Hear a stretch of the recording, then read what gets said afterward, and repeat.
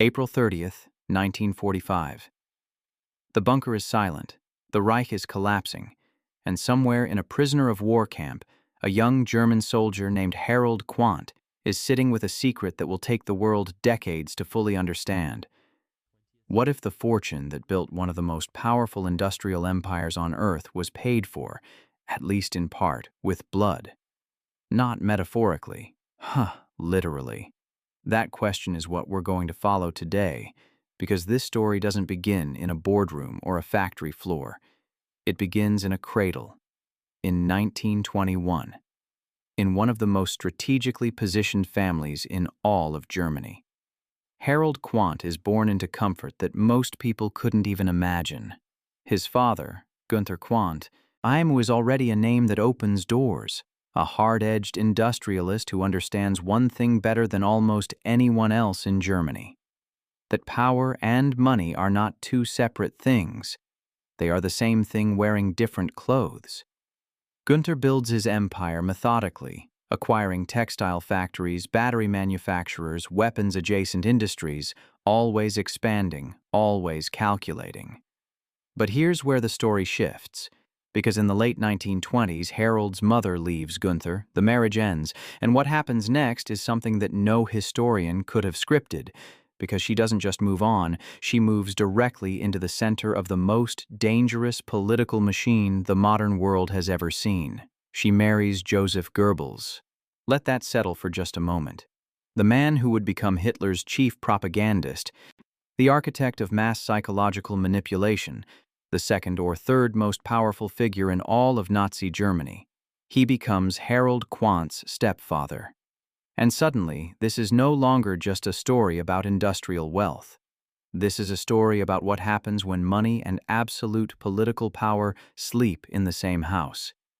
Because while Harold is growing up inside that world, navigating the strange dual reality of extreme privilege and ideological darkness, his father Gunther is doing something that would define the family legacy for generations.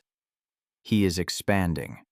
Rapidly, aggressively, brilliantly, if you want to call it that.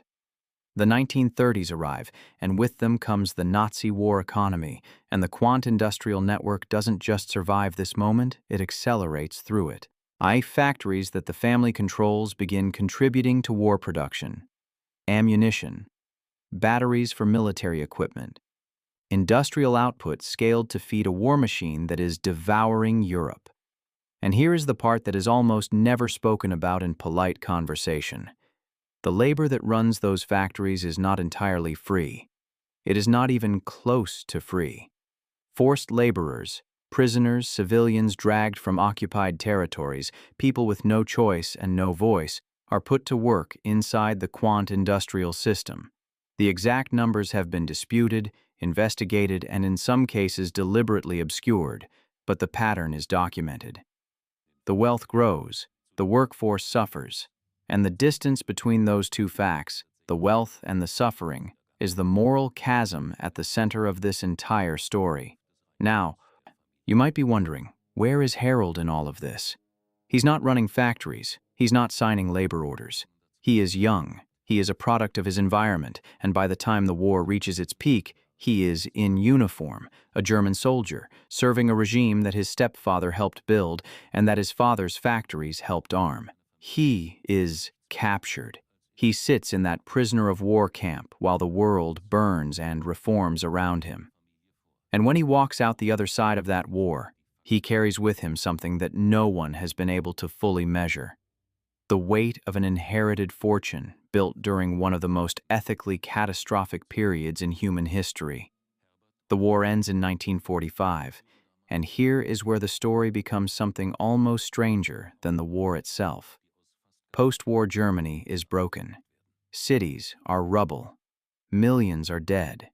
The world is demanding accountability. Nuremberg trials, denazification programs, investigations into industrialists who profited from the Reich. And some of those industrialists face consequences. Some are tried. Some are imprisoned. Some lose everything. But not all of them. The Quandt family retains its wealth. There are investigations. There are questions. but the family navigates the post-war landscape in a way that decades later still raises eyebrows among historians. How? That's the question that sits at the center of this story like a stone you can't move. Part of the answer lies in the chaos of reconstruction.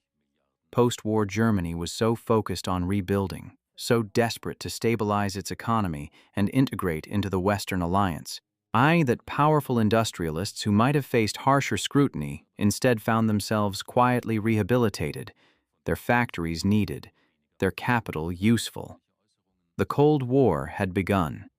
Western powers needed a strong West Germany, and a strong West Germany needed its industrial base, uncomfortable history and all. So the Quandt Empire doesn't collapse. It restructures, it modernizes, it continues to grow, and over the following decades it evolves into something that, on its surface, looks nothing like its origins. The battery manufacturing that once powered military operations pivots toward consumer and industrial markets.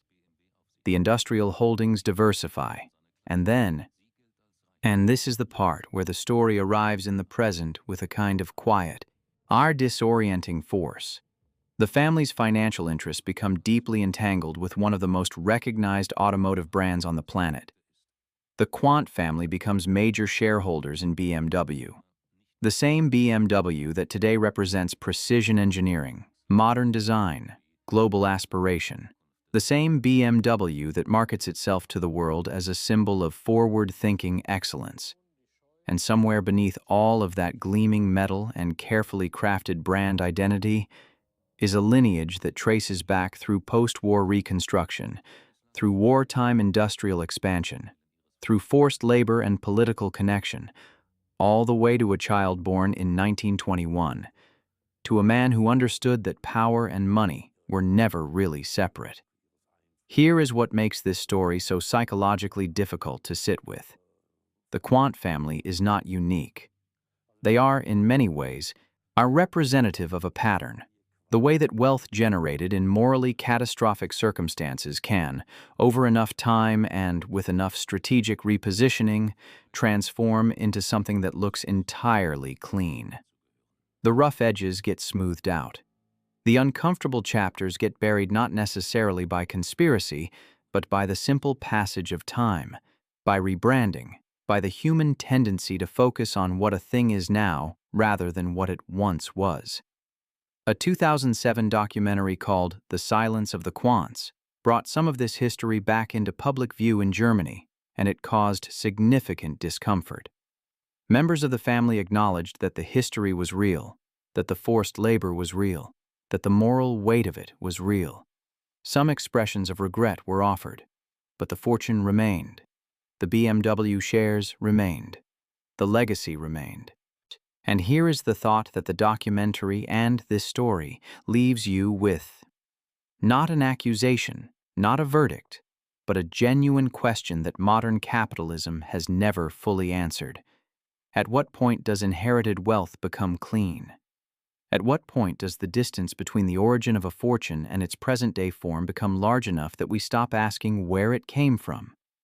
And perhaps most unsettling of all, how many of the brands, the companies, the empires we interact with every single day are built on foundations that, if we looked closely enough, would make us deeply uncomfortable.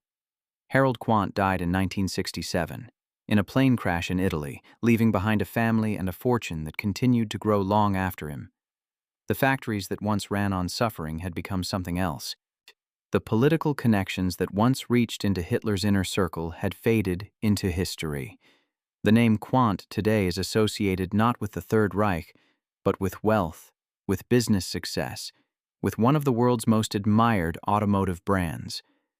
And yet the thread is there, unbroken, running from 1921 all the way to the present. You just have to be willing to follow it, because the real question was never whether the money existed. The real question is whether we are comfortable pretending we don't know where it came from.